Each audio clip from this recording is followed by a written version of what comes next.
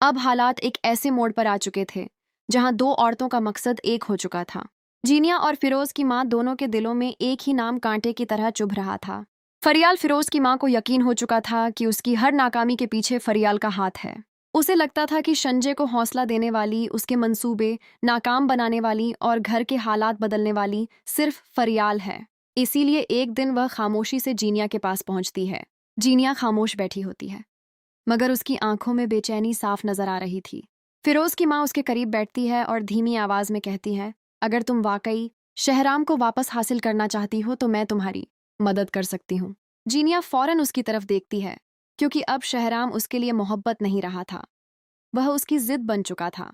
एक ऐसी जिद जिसके लिए वह अपना सब कुछ बर्बाद कर चुकी थी और शायद और भी बर्बाद करने को तैयार थी।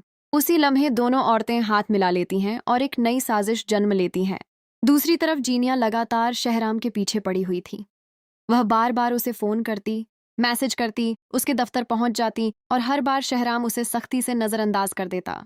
मगर जीनिया बाज आने वालों में से नहीं थी। आखिरकार एक दिन शहराम का सब्र जवाब दे जाता है। वह जीनिया को अपनी गाड़ी में बिठाता है और सीधा उसके घर पहुंच जाता है। दरवाजा खुलता है। जीनिया की मां सामने आती है। शहराम का चेहरा गुस्से से लाल हो रहा था। वह बिना वक्त जाया के कहता है, अपनी बेटी को लगाम दो। यह लगातार मेरी जिंदगी में दखल अंदाजी कर रही है। इसे आखिर किस बात की उम्मीद है? क्या इसे लगता है कि यह इस तरह मुझे हासिल कर लेगी? जीनिया खामोश खड़ी रहती है, मगर शहराम रुकने वाला नहीं था। मैं वाजे अल्फाज में कह रहा हूँ, मैं अपनी जिंदगी में कभी इसके पास वापस नहीं आऊंगा। मेरी एक बीवी है और मैं अपनी बीवी से मोहब्बत करता हूँ। मैं मरते दम तक उसका साथ निभाऊंगा। इस दुनिया में कोई ताकत मुझे फरियाल से अलग नहीं कर सकती। ये सुनकर जीनिया की माँ अचानक रो पड़ती है।